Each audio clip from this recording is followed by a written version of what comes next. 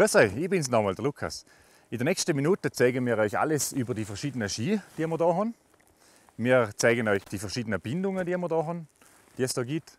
Und wir gehen auf die Fälle genau ein.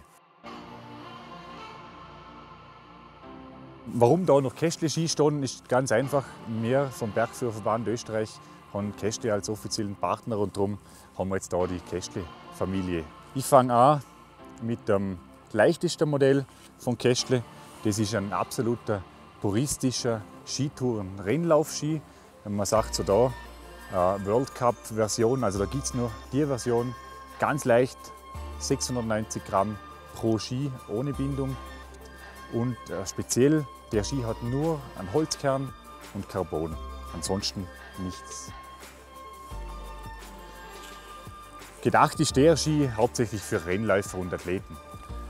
Wenn ich jetzt in den Bereich Hobby-Rennlauf oder Pistentouren gehen komme, dann ist der TX77, das ist immer die Mittelbreite, der Modellname, ist ein ähnlicher Ski wie der, nur ein bisschen schwerer, weil er breiter ist, ein bisschen anderes Holz verwendet wird und ein bisschen stabilere Bindung drauf ist. Stabiler heißt aber nicht besser, sondern einfach stabiler von der Verarbeitung, von der Dauerhaftigkeit vielleicht.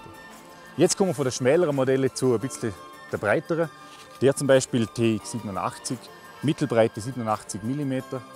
Das ist jetzt ein Ski für Off-Piste-Gelände. Also alle, die im Tiefschnee unterwegs sind, die nicht mehr auf der Piste gehen, ist das der optimale Ski. Der ist ja nicht ganz so breit wie so ein Freeride-orientierter 103er zum Beispiel. Also perfekt für Einsteiger, die abseits von der Piste unterwegs sind. Wir haben da schon einen leichten Rocker. Das heißt, er schwimmt leichter auf, hat einen besseren Auftrieb im Tiefschnee und lässt sich durch das besser drehen. Das Modell ist jetzt schon mehr für den abfahrtsorientierten Tourengeher, der jetzt in der Abfahrt ein bisschen schneller unterwegs sein will. Da haben wir auch wieder den Rocker. Die weiße Farbe übrigens, das ist nicht nur eine modische Erscheinung, sondern das ist ein funktionelles Design. Das heißt, der Ski wärmt sich nicht so stark auf, dadurch bleibt da weniger Schnee kleben. Was wir da noch haben, ist das Holotech. Das hilft, das Gewicht in der Schuhfläche zu reduzieren. Das heißt, wenn ich Schwingungen habe, werden die schneller dämpft und der Ski schwingt nicht so lange nach. Durch das lässt er sich ruhiger fahren. Dazu kommt noch, man sagt es da vielleicht ein bisschen, meine Finger dadurch, das leuchtet in der Nacht genauso wie es jetzt am Tag leuchtet, wenn ich es mit der Stirnlampe zuerst auflade. Das ist mein Lieblingsmodell, der TX103. Warum ist er mein Lieblingsmodell? Weil er sehr abfahrtsorientiert ist. Mit dem kann ich deutlich schnellere Radien fahren, deutlich abfahrtsorientierter unterwegs sein. Er ist aber noch leicht genug, zum auch lange Skitouren machen und lässt sich eigentlich fahren, als wie ein leichter Freeride-Ski. Die Länge vom Ski, wenn wir das jetzt mal anschauen, das ist ungefähr meine Körpergröße. Für mich perfekt. Also genau Körpergröße, wenn ich sportlich unterwegs bin. Wenn ich jetzt nicht so sportlich bin, dann darf ich aber ruhig den Ski, also von der Größe her, bei mir jetzt zwischen Nase und Kinn irgendwo, ist also perfekt für den Einsteiger und der sportlich Orientierte darf dann ruhig ein bisschen länger sein. Durch das, dass der Ski den Rocker hat, ist der sowieso sehr leicht zum Drehen und die Skilänge fällt nicht wirklich auf. Ich zeige euch jetzt ein paar Details zu den Bindungen. Wenn ihr euch erinnern, der alte TX87 mit der klassischen Rahmenbindung wie damals, das ist etwas, das verwendet man heute kaum mehr. Wenn wir jetzt den neuen TX87 anschauen, der hat nur mehr die Pintech-Bindung. Also Rahmenbindung, Pintech-Bindung.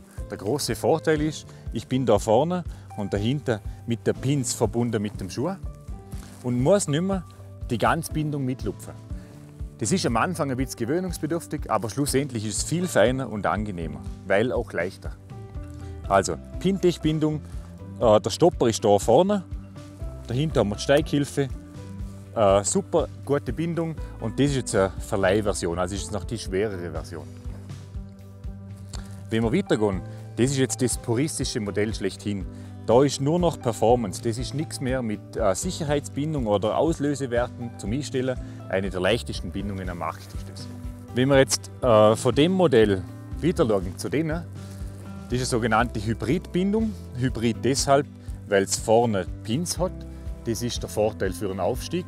Ich muss nicht die ganze Bindung mitlupfen, habe aber durchaus noch Vorteile von einer Rahmenbindung, weil ich eine klassische Fersenfixierung habe mit dem Fersenbacken. Der Stopper haben wir bei dieser Bindung hinten. Dann kommen wir zur nächsten. Das ist ein ähnliches Modell wie das da. Und auch da wieder vorne Pins, hinter der Backe. Auch da ist es so, der Backe muss ich nicht mitbewegen, sondern den klappe ich ganz einfach zurück und bin nur vorne in der Pins drin. Wenn wir jetzt noch weitergehen zur letzten Bindung, die ich euch vorstellen möchte, das ist ja wieder eine Bindung, die ich für einen Aufstieg mit der Pins benutze. Und für die Abfahrt kann ich da umklappen. Und ihr seht schon, das ist wie eine Aufnahme von einer Rahmenbindung. Also vielmehr halt sehr freereitlastig. Jetzt geht es weiter mit den verschiedenen Fellen, die es gibt. Wir kennen alle die klassische Hot-Melt-Felle. Das ist ein geschmolzener Kleber. Und da habe ich das Thema, ich muss immer die Trennfolie zwischen die tun, weil sonst klebt das Fell so stark zusammen, dass ich es gerne auseinanderbringe. Das hat einen riesen Nachteil, das Fell. Es hebt eigentlich immer zu gut. Und die Folie, die ist nie da, wo sie sein soll. Also ist ein bisschen lästig. Das ist das Fell vom alten TX87. Wenn wir jetzt das neue anschauen, ist eine andere Technologie. Ja, das gleiche Fell übrigens, aber die Klebertechnologie ist andere. Da haben wir jetzt ein sogenanntes Hybridfell. Das verzichtet komplett auf die Folie, die da drin ist. Also ich kann das wirklich aufeinander kleben und bringe es immer wieder auseinander. Der Nachteil ist, es klebt nicht mehr ganz so gut, aber wenn ich das Fell gut reinige und immer gut pflege, dann hebt es genauso gut wie das andere. Ich muss ein bisschen wissen, wie ich umgehe damit. Zum Fell selber. Da haben wir einen Mix aus Mohair und Synthetik. Mohair ist ein Ziegenhaar, also Naturfaser, und Synthetikfaser. 70% Mohair, 30% Synthetik.